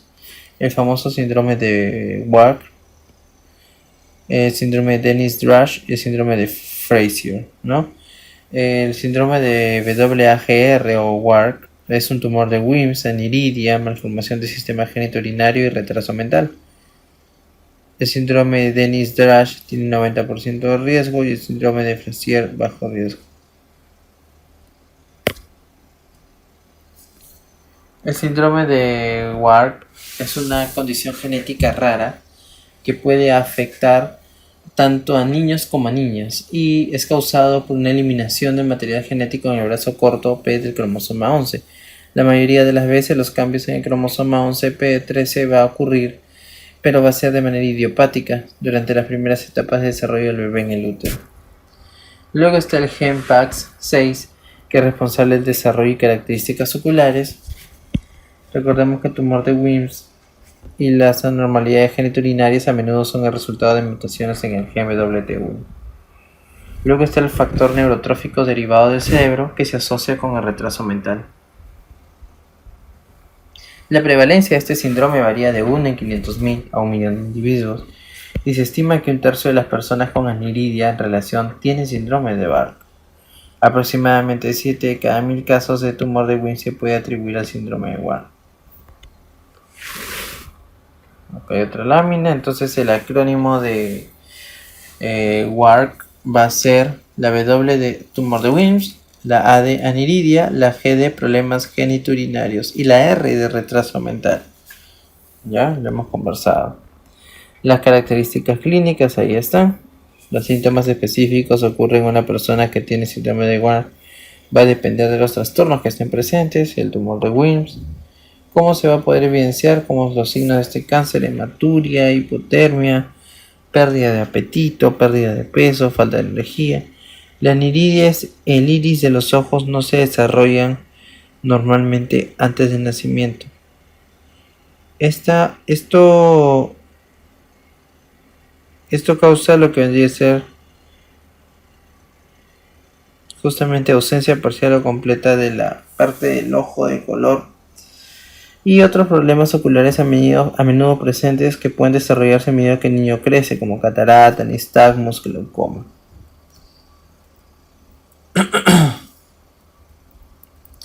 El problema genitourinario va a ser una gran variedad diversa porque va a ir desde hipospadias, criptorquidia, que son testículos no descendidos, hipospadias, que es la apertura, como podemos ver en la imagen, del tracto urinario en algún lugar a lo largo del eje del pene en lugar de la punta. En las niñas, estos problemas pueden incluir ovarios subdesarrollados, malformaciones del útero, trompas o vagina.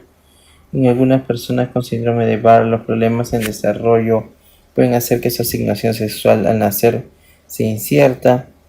Las personas con síndrome de Barr pueden tener un mayor riesgo de un tipo de cáncer llamado gonadoblastoma, un cáncer de las células que forman los testículos en los hombres y los ovarios en las mujeres. ¿Estamos bien? Hasta ahí entonces. Continuamos. Aquí hay otros síntomas que ustedes pueden incluir: trastornos de desarrollo, psiquiátricos, etc. Sobrepeso, inicio temprano, ingesta excesiva de alimentos, insuficiencia renal, problemas respiratorios, infecciones frecuentes, problemas con lo que es desarrollo dentario, problemas de tono muscular. trastorno convulsivo, inflamación del páncreas. ¿Cómo se diagnostica y cómo se trata? Básicamente con lo que vendría a ser pruebas genéticas para valorar la elección y un análisis cromosómico cariotípico, ¿no? Donde vamos a buscar el área eliminada y a su vez se realiza una prueba genética más específica llamada la hibridación fluorescente in situ para buscar la eliminación de genes específicos en el cromosoma 11. Esto es muy interesante.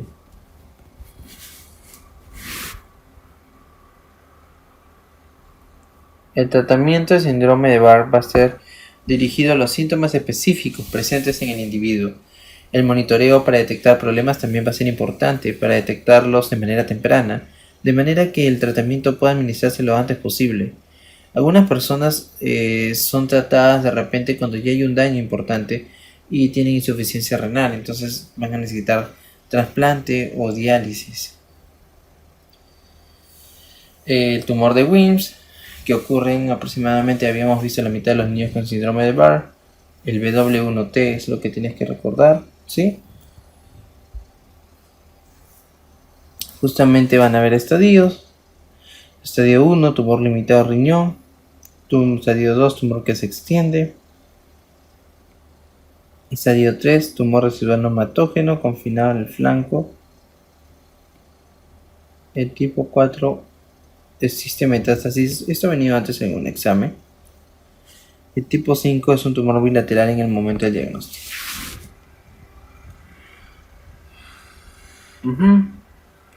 Luego está el tumor de Wilms, que ocurre, como vuelto a decir esto, pero también está que se desarrolla entre las edades de 1 y 3 años.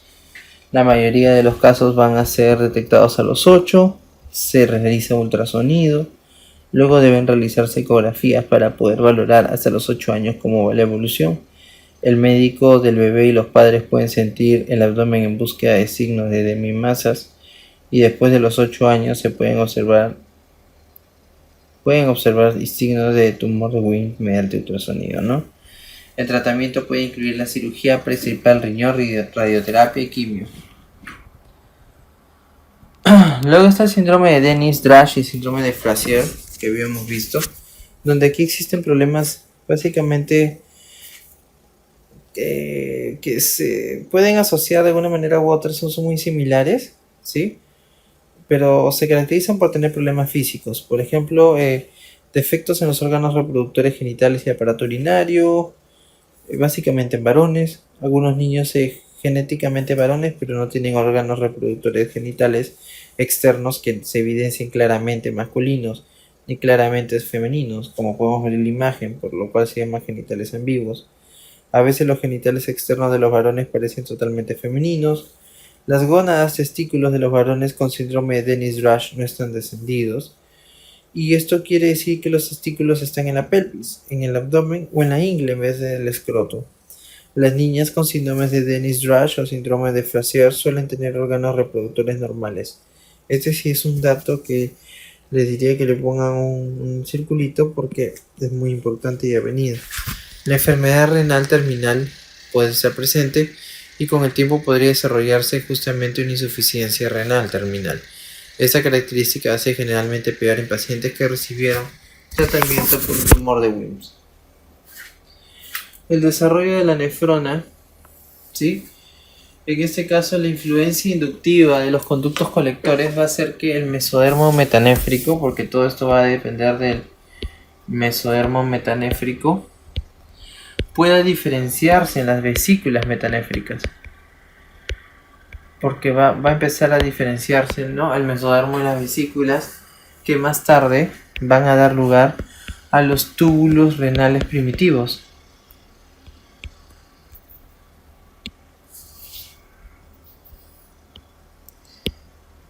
¿Sí? A los túbulos renales primitivos, que son críticos para la formación de la nefrona, ¿no? Los tubos renales en forma de S, que son los primeros que se van a conformar, se van a diferenciar en el túbulo que se conecte, el túbulo distal, el asa de Henle, el proximal y la cápsula de Bowman. La formación de la nefrona es completa al nacer. Pregunta de examen. La formación de la nefrona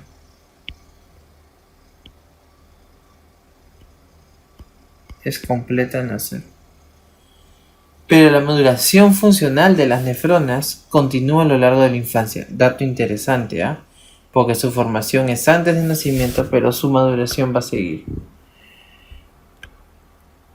Sistema urogenital. Continuamos. Los cambios en la posición de los riñones. Inicialmente los riñones primitivos se sitúan muy próximos entre sí en la pelvis, por delante del sacro, ¿sí? Pero, por ejemplo, el riñón metanéfrico fetal va a ser localizado en lo que vendría a ser nivel S1, S2, mientras que el adulto, el riñón definitivo adulto, va a ser localizado en T12, L3. ¿Ya? Diferente. Adulto.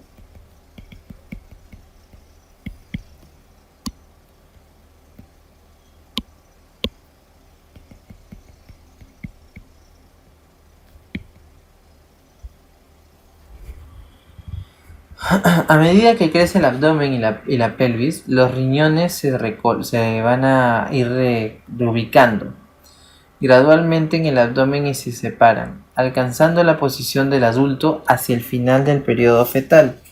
La localización final coincide con el final del periodo fetal. Este cambio en la localización resulta de un crecimiento desproporcionado, ¿no? De lo que vendría a ser el embrión al inicio en relación al metanéfro, pero durante lo que vendría a ser el ascenso relativo, los riñones rotan 90 grados, lo cual causa un hilio, ¿verdad? Va a aparecer la presencia de un hilio, y que al final va a ayudar a que se represente de manera ventral para que al final tenga una pista medial importante, ¿no? El ascenso, entonces recordemos que va a depender básicamente del crecimiento del cuerpo del embrión, ¿no? Entonces aquí tenemos la nefrona, la unidad funcional del riñón. Tenemos lo que vendría a ser los glomérulos, el túbulo contorno proximal, distal y el asa de Henle, ¿no? Que eso lo habrán hablado en la parte de fisiología respecto a sus funciones. Aquí está. Cómo vamos valorando lo que es la localización y el viaje.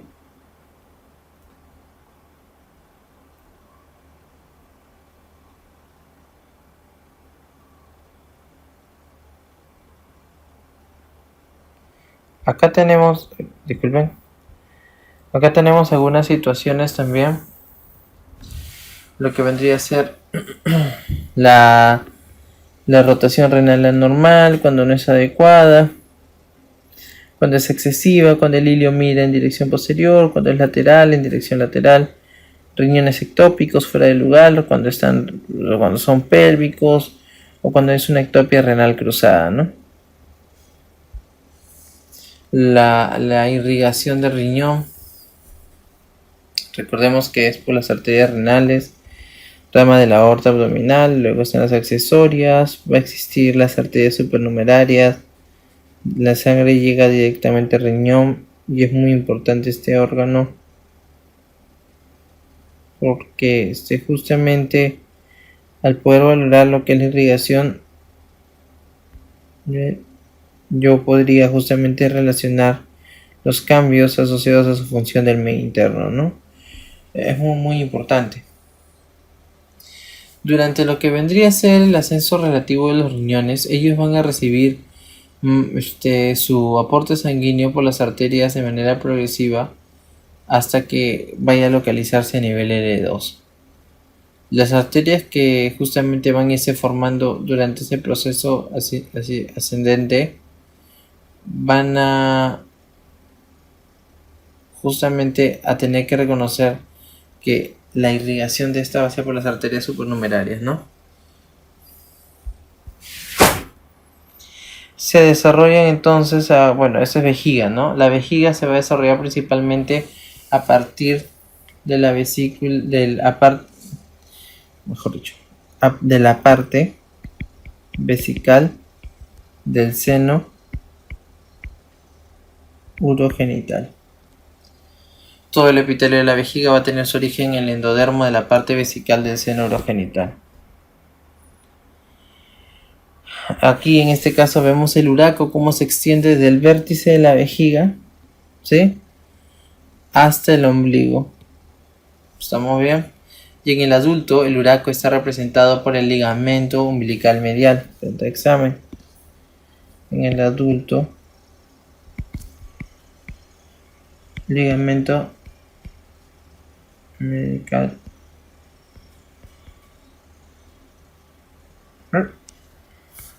El ligamento umbilical medial, ¿sí?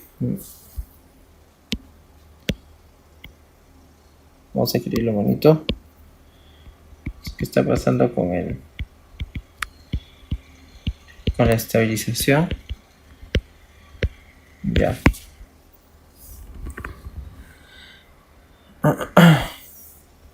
A medida que la vejiga aumenta de tamaño, como podemos ver en la imagen, las partes distales de los conductos mesonéfricos se incorporan a su pared dorsal y esos conductos contribuyen a la formación del tejido conjuntivo del trígono de la vejiga. En el caso de la uretra, el epitelio de la mayor parte de la uretra masculina y todo el epitelio de la uretra femenina va a proceder del endodermo del seno urogenital.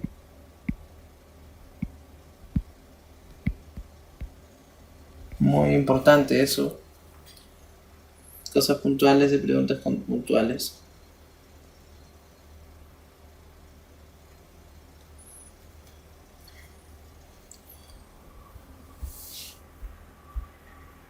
Bueno, en esta parte de lo que vendría a ser masculino y femenino, en la parte de la uretra, en los fetos de sexo masculino, la parte distal de la uretra va a estar localizada en el glande del pene, ¿sí? Y va a proceder de un cordón sólido de células ectodérmicas. En cambio, las damas, la uretra femenina se forma a partir de la porción inferior del seno urogenital.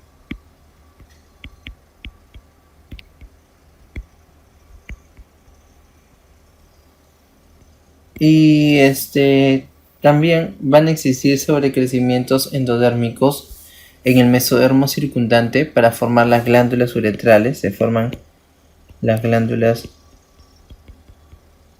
uretrales y las glándulas parauretrales de Skene, que sería un homólogo de la glándula prostática en el varón. Las malformaciones renales se pueden distribuir básicamente en 4 tipos básicos: aquellas con reducción del número total de nefronas, donde va a haber una hipoplasia o una agenesia; aquellas con tejidos no diferenciados o metaplásicos, que son las displasias; aquellas que van a cursar con obstrucción de las vías urinarias, que son estenosis o básicamente falta de lo que vendría a ser la apertura de los mismos; y aquellas que cursan sin reducción del número de nefronas, en ausencia de obstrucción, caracterizada por anomalías conformacionales renales, riñón en herradura, megacaliosis, o de la vía urinaria, meguréter no obstructivo, doble sistema, reflujo vesicouretral.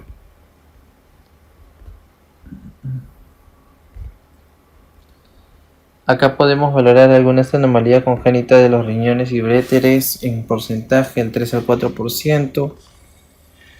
En la agenesia renal es unilateral, básicamente en los varones, básicamente es el riñón izquierdo, muchas veces no tiene síntomas. ¿Estamos bien? Y va a tener una arteria umbilical única. En el bilateral va a haber un oligohidramnios, 1 de cada 3000. Va a haber hipoplasia pulmonar muchas veces asociada, aspecto facial, fallo del desarrollo de los divertículos o degeneración rudimentaria de los uréteres.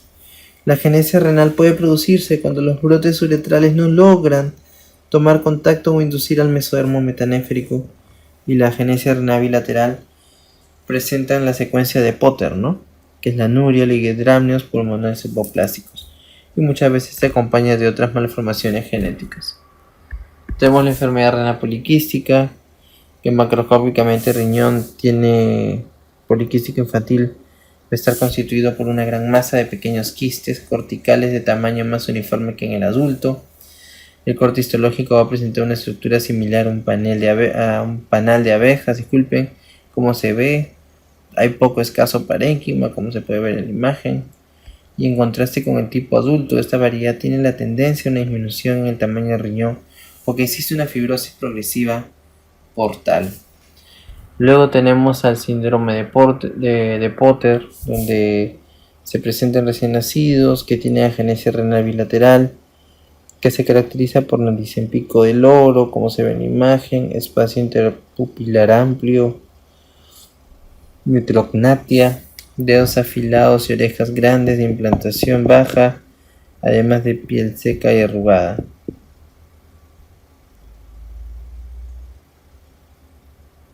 Ahora, las facies de Potter se interpreta como una alteración secundaria como resultado de la progresión o presión mecánica ejercida por el útero sobre la cara del feto. Ahora, en ausencia de la normal amortiguación mecánica del líquido amniótico sucede este evento. Acá tenemos otras situaciones como el riñón en herradura. ¿Estamos bien?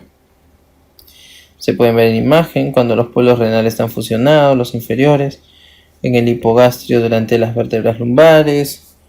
Va a haber un ascenso imposible, raíz de la arteria mesonéfrica, no hay síntomas, puede estar asociado al síndrome de Turner, duplicación de las vías urinarias también podemos tener, una porción abdominal del uréter y de la pelvis renal va a poder estar relacionado, donde va a existir una división o incompleta o completa, ¿no? Puede estar el riñón dividido y el uréter bífido, o puede estar el riñón doble con uréter bífido separado. También podemos tener un riñón supernumerario. Y luego tenemos la estenosis de la arteria renal, que es la causa más común de hipertensión renovascular en niños. Pregunta de examen.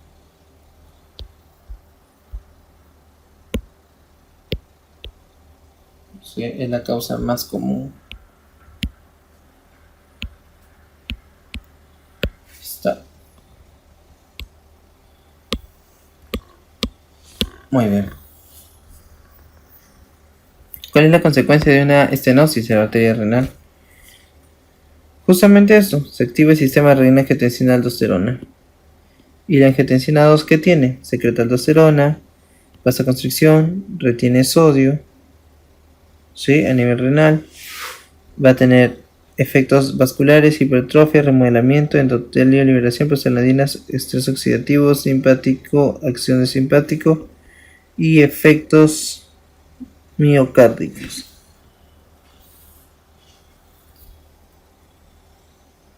Obstrucción de la unión uretero-pélvica, que es un trastorno congénito que constituye la principal causa de hidronefrosis en lactantes y niños, el 20% que se presenta en fases tempranas bilaterales, y en una porción minoritaria de casos se encuentra una agenesia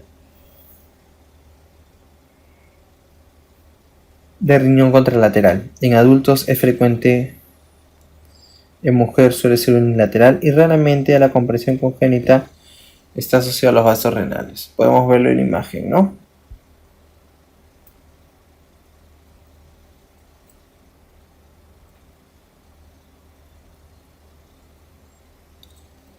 Muy bien, entonces en las glándulas suprarrenales, la corteza y la médula de las glándulas tienen orígenes distintos.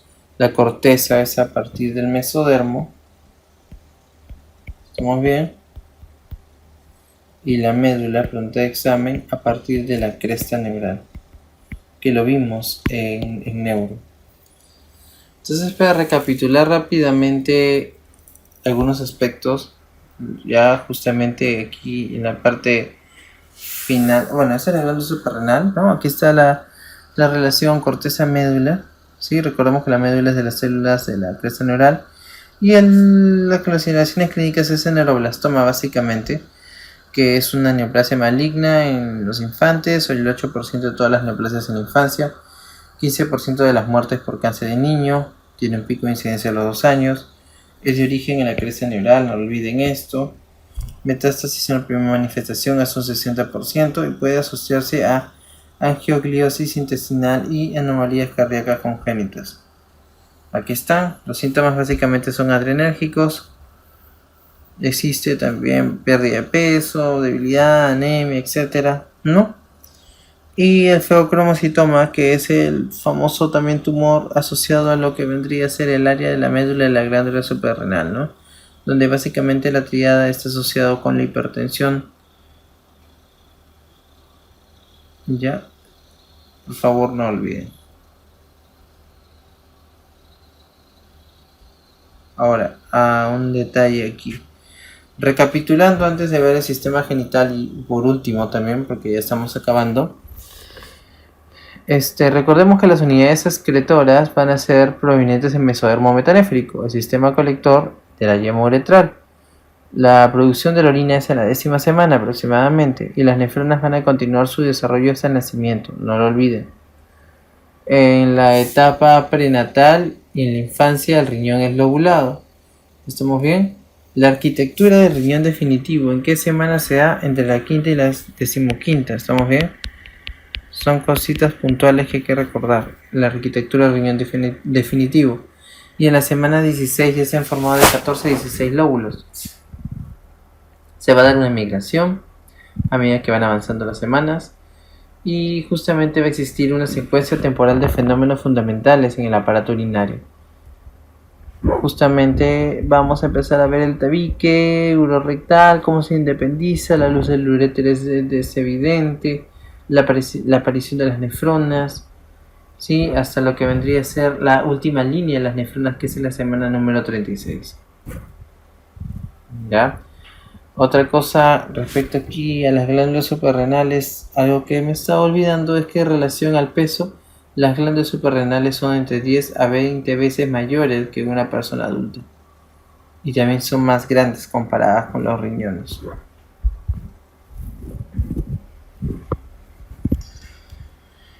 Muy bien.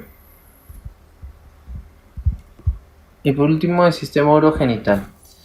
Aquí, esto lo hemos hablado creo en una de las sesiones previas, así que no voy a profundizar tanto porque lo hablé cuando vimos una de las primeras clases, así que los invito a que también lo puedan ver por ahí. Habíamos hablado trazado momentos, ¿no? En el desarrollo de los genitales. Habíamos hablado de que las 6 primeras semanas iba a ser denominado periodo indiferenciado.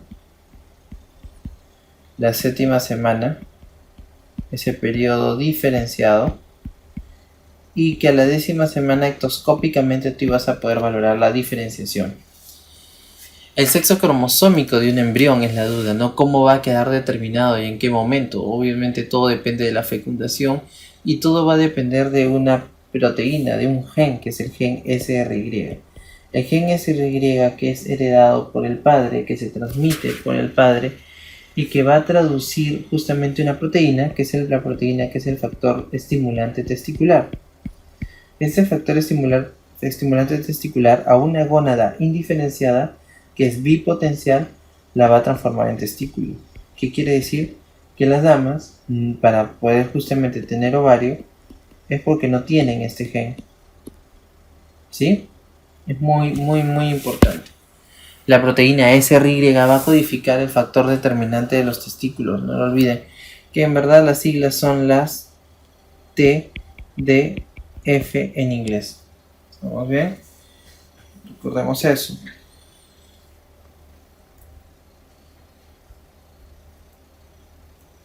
Y es que justamente las crestas genitales se van a formar por la proliferación del tejido del mesotelio y una condensación del mesénquima.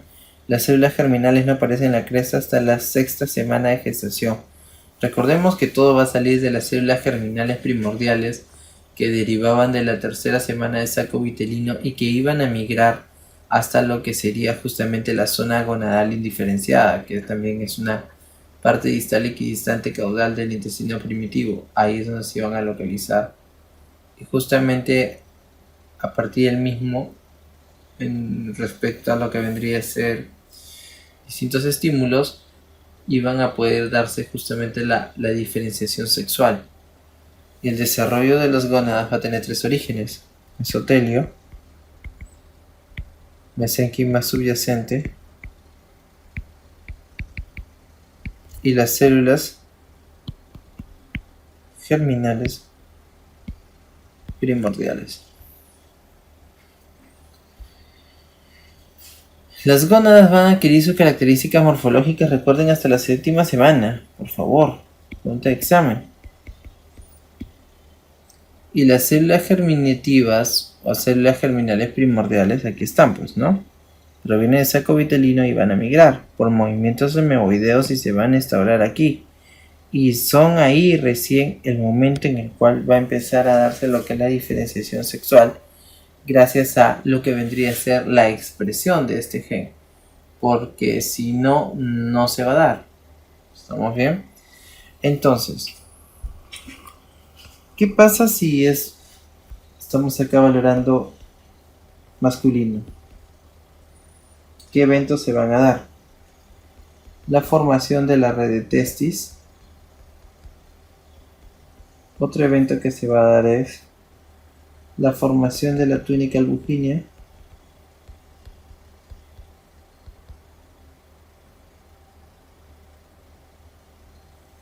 Otro evento que se va a dar es los cordones sexuales medulares van a desarrollarse. Recuerden, los medulares se desarrollan, los corticales o periféricos involucionan. Eso es muy importante, es una pregunta también importante. Entonces, cordones sexuales corticales o periféricos involucionan. En cambio, los sexuales medulares se desarrollan. Esto sí es varón. Si es mujer, existe más bien desarrollo de los cordones sexuales corticales y existe una involución de los medulares.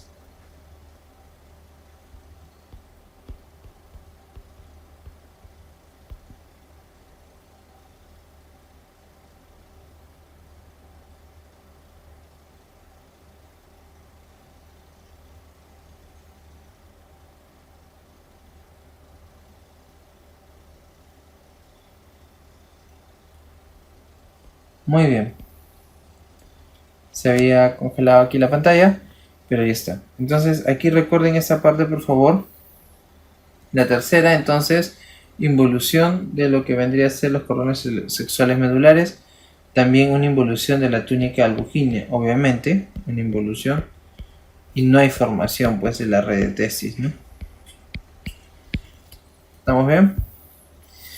Entonces las gónadas indiferenciadas, el epitelio de la cresta genital va a proliferar y las células epiteliales se van a introducir en el mesénquima formando un número de cuerdas llamado los cordones sexuales primitivos. Y en este momento la gónada va a tener corteza y médula, ¿no? Lo que hemos estado conversando. Ya es justamente a este momento, cuando se desarrollan los testículos, que el factor determinante de los testículos va a originar la condensación y la extensión de los cordones seminíferos hacia la médula de la gónada indiferenciada, donde se van a ramificar y van a anastomosarse para formar la famosa red testicular. Aquí está, ¿no?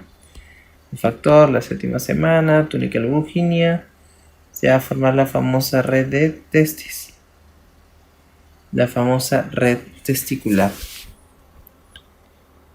Luego va a darse lo que vendría a ser el desarrollo de los testículos, ¿no?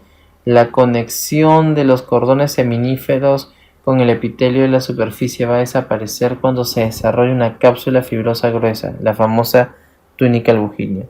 Y es aquí donde tenemos que valorar las células, ¿no? Las células de Sertoli y las células de sostén, que recordemos va a producir la sustancia inhibitoria mulleriana,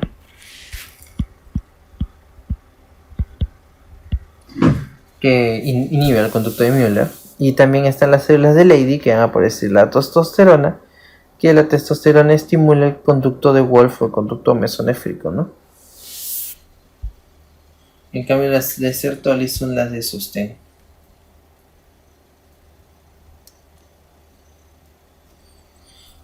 El desarrollo ya en este caso de los ovarios. Los ovarios básicamente ya hemos visto que van a derivar de los cordones corticales, ¿no? O también llamados periféricos, y se van a extender desde el epitelio de la superficie hasta el mesénquima subyacente a lo largo del periodo fetal inicial. Aquí están.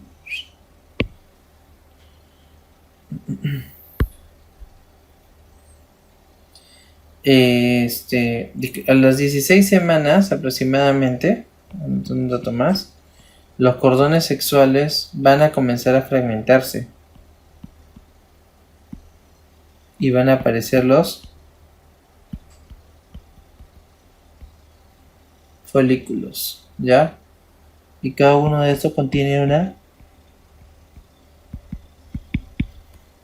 oogonia, ¿no? Después del nacimiento, recordemos que no se forman más oogonias, eso ya lo hemos hablado. A pesar de que muchas se generan antes del nacimiento, aproximadamente 2 millones van a permanecer en un tamaño y se convierten en los ovocitos primarios en la fase de diploteno, ¿no? En la fase 1, de diploteno. Ahí está el desarrollo de los conductos genitales, conductos mesonéfricos o de Wolff y conductos paramesonéfricos o de Müller. Recuerden que la inhibición de los conductos paramesonéfricos o de Müller lo hace la sustancia inhibitoria mulleriana que la produce las células de Sertoli.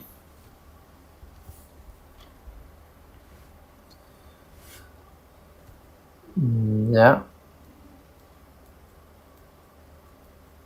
Entonces vamos a ver ahora lo que vendría a ser el desarrollo de la vagina. La pared fibromuscular se va a desarrollar a partir justamente del mesénquima circundante y el conducto del primordio útero-vaginal con el seno urogenital formándose el tubérculo sinusal. Algo que es importante aquí valorar es que el seno urogenital, que es una estructura embrionaria, en el varón va a formar el utrículo prostático, pero en las damas va a formar parte de la vagina. ¿Por qué digo parte de la vagina? Porque, pregunta de examen, el conducto de Müller también forma parte de la vagina, pero forma la parte proximal de la vagina. Pregunta de examen.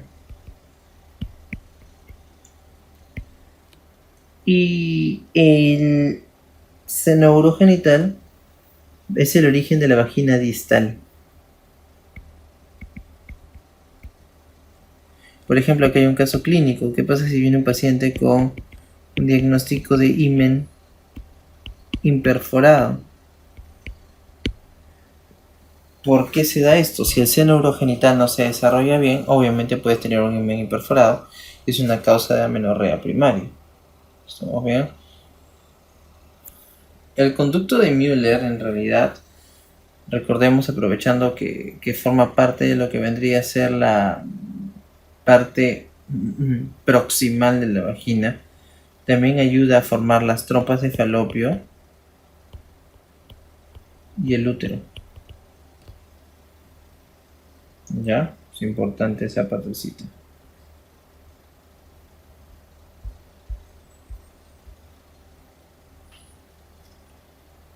¿Está? Aquí está justamente lo que les mencionaba ya, bueno. El himen se puede romper durante el periodo perinatal, antes, durante o después del nacimiento, y permanece como un fino pliegue formado por una membrana mucosa. Recordemos, en este caso, seno urogenital.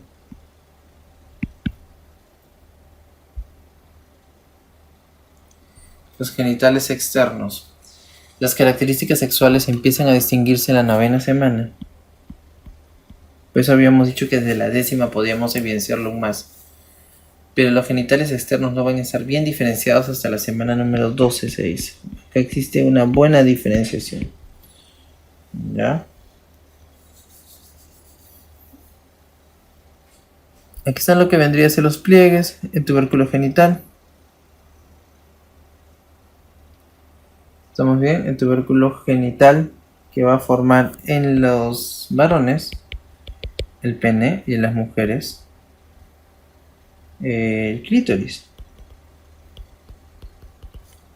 ¿Estamos bien? El pliegue uretral también es parte de y va a ayudar a lo que vendría a ser la uretra peniana y los labios menores. Ya en este caso es básicamente abocado a lo que vendría a ser las damas, pero también tienen que recordar de que las estructuras embrionarias como el conducto de mesonefrico de Wood, conducto de Müller, tubérculo de Müller, seno urogenital, tubérculo genital, etc., van a dar los distintos órganos en cada uno de estos, parte del sistema genital. Y aquí están los genitales masculinos también. Aquí está justamente lo que habíamos hablado, pliegues uretrales fusionados. Como cuando esto no se va a dar de la manera correcta van a haber algunas patologías también, ¿no? Porque los tubérculos genitales forman el glande, luego va a formar el pene, los pliegues uretrales van a formar el falo, que es el cuerpo peniano, las eminencias genitales van a formar lo que es el escroto. ¿Estamos bien? En la cara ventral del pene se va a formar el rafe, que no viene a ser nada más y nada menos que el cierre de los pliegues uretrales. Es una pregunta de examen también, ¿no? El rafe demuestra el cierre de los pliegues uretrales. ¿Sí? Aquí está. Y bueno, una situación clínica es la hipospadia, ¿no? Donde existe una falta de cierre de pliegues uretrales.